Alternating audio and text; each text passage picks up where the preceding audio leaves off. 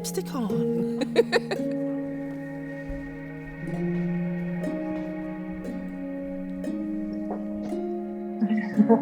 Okay, so I'm looking towards you, towards it, towards you, or towards it.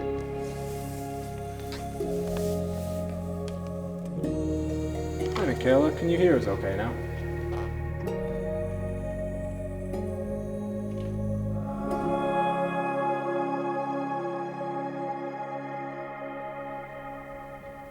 I have a 3-year-old, so when lockdown came, she came home too, and normally she's in nursery all day and I'm at work all day. I'm a freelance artist and I run a company. Every planned project that I had was a live front-facing in front of an audience. So in terms of my workload, it dramatically changed. We lost my mother-in-law to COVID in May. She went into hospital having had a fall and unfortunately contracted COVID while she was in there. I'm the owner of the Korean bar and restaurant in Charlton, which is called Thursday Korean. Then the lockdown started. I just couldn't believe that I had to cancel all of the bookings. So I work for an organisation called Venture Arts, and it's for people with disabilities, and they run art programmes and like ceramics, textiles. During lockdown, I think the thing took most of my time, this is Thea, is our Facebook group, which was #FromMyWindow, and it had the little rainbow emoji. So that's what kept us very busy through lockdown.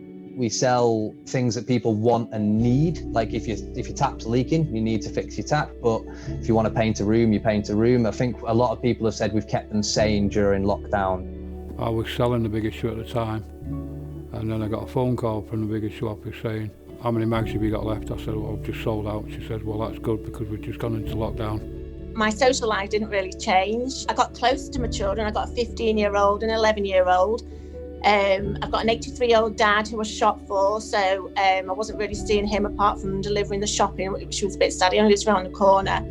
I work as a doctor in the community. What happened was I have some health problems, which meant that I had to do all my work remotely on the telephone. From my perspective, everything changed because I wasn't allowed to have any more student contact, so everything went online. And also in terms of patients, from 15, 20 in a day to just 1 or 2. A lot of my days was based around my computer. So I was actually sat on my computer screen from 9 to 5 most days. A lot more time in the house and on Zoom. I've never been on a program so much for so many hours. I think I get through a lot more work when I'm at home because you're not disturbed quite the same way. But also I miss the chat and just being with people, really. It's not the same because you don't get to talk to people and you don't get that social interaction, so that's how it's changed. It did give me a chance to kind of think and ruminate on what I'm doing and how I can actually carry on my artistic practice at this time. I just had nothing to do. Before then, I was working every day. My body was really tired, finally. I felt like I'm having a break, but it was not a break, not a holiday. So that was really, nothing was easy. Yeah, seeing friends that were kind of complaining of being bored and all that, and they couldn't do anything while obviously I'm run ragged, tired, knackered at the end of the day. It was slightly annoying. Well, I couldn't go out for one. I was just stuck in the house all day. I'm just trying to keep myself busy. That's all I could do. 19 weeks is a long time. I've been doing a range of different things and keeping myself busy. So I've been doing a lot of baking. So the cakes that I think are really special are my mum's cake that I baked for her because it was for her 60th birthday, and it was really nice. I can't bake still, so I think if I had a hobby, it was downtime, which I never ever have. I was just right, I'm going to try and do a day of doing nothing. Having said everything that I've said, lockdown overall has been a really big blessing for me. I bought a house. So when it comes to doing something new, that was pretty big.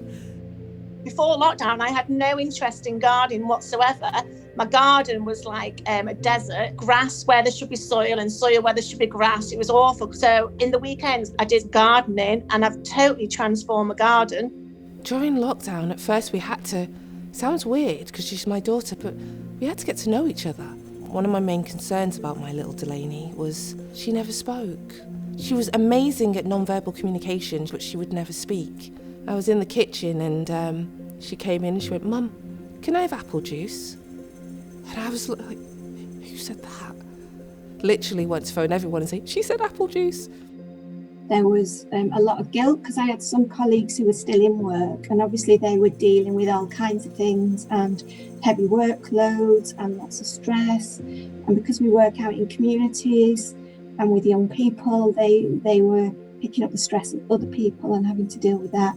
It's almost, it's re-flared up my social anxiety to a point where I'm a bit more uneasy and wary of people I don't know, if that makes sense. Like, you don't go in for a handshake with someone that you've not seen in 6 months. Reserved, I think, would be the term. But yeah, that's definitely because of the corona, I think, and that's going to take a few years, I think, to get over again, because it took 26 to get over the first lot. So it was when that dawned on me that, oh crap, we're not going to be able to go to events, let alone go to work, see certain things, or go to a gallery, or go clubbing, or go to a restaurant. It was those little things that you just kind of realise, well, actually, hold on, when all of this is taken away, what do you actually have? And that was quite a scary thought. I used to always go around to my dad's with Izzy and her mum and dad and my other brother and have chippy tea on a Saturday night, and we haven't done that for 6 months. I haven't really sat with my brothers or my niece or my dad for so long that this is becoming the new normal, and I don't like the thought of that. I don't want this to be the new normal. I want normal to be normal, whatever that is. I used to go out, see friends, have a laugh, be able to shake hands, hug people. That's how I'd like to be, back to normal. So I missed home a lot, but then at the same time, what I missed during the lockdown so much was about nice people that I had in my premises. Not being able to see my friends like I used to be able to, and probably not being able to give my mum a hug, that's been quite hard as well. To know that they're going through something as well, which is really isolating, your first thing as a human being would be, you see someone sad, you give them a hug. You put your arm around them, you say, "Are you okay?" And you can't do that on a video. Well, when I was in lockdown, I used to get like government parcels, food parcels. Every Tuesday, I'd get up, open the box, picture on the top of a rainbow, and I kept all of them. Rainbows just make me happy. So when I saw that there was something involving rainbows, something that would kind of brighten our day, and it was like this symbol to everyone else, it's something that I just had to get on board with. It's colourful, it's bright, it's just something that I think cheers people up. It cheers adults up, it cheers kids up, it kind of cheered people up, and it said thank you at the same time, which was like win-win. Thank you, NHS. Stay home, save lives, keep smiling, and we'll beat this. See you all soon. Sign Colin. I went out onto the front garden to clap. I felt I was clapping colleagues. I experienced times where there was real going above and beyond to make sure things happened for patients and make sure things, still went on. And I think the clap at the situation, was a clear exemplification of how important the NHS is. It's got all its faults and limitations, but I think a situation like this makes you appreciate, compared to other contexts where you don't have, healthcare free at the point of delivery, it makes you understand what a real treasure it is and why it needs to be cherished. I truly believe that I know lockdown was horrific for so many people, but for me, it gave me time that I would never have. It's allowed me to really enjoy my little garden, enjoy being a mum. Got to appreciate relationships a bit more. A bit like people talk a lot about us all connecting with nature, but there's not a lot being said about us connecting with each other better than perhaps we have before. But I think that's true, we have.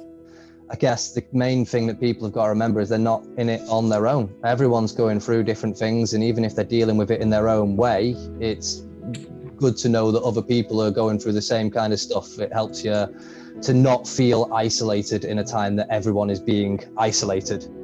We are able to connect so easily with one another from anywhere in the world and create together, not just within our own cities. And that's what was so refreshing for me to see, was that I'm still able to be part of my city in Manchester whilst being in a different city.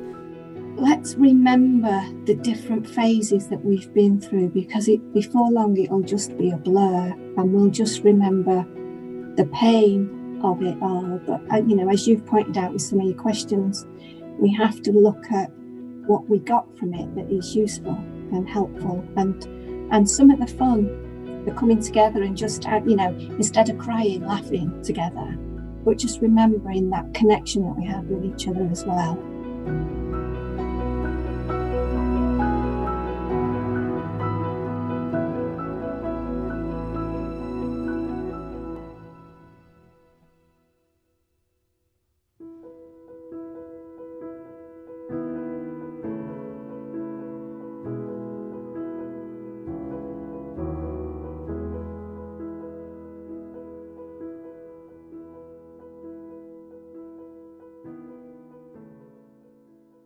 One of the difficult things I didn't mention is your glasses steaming off when you are wearing a mask. That is a nightmare. That's just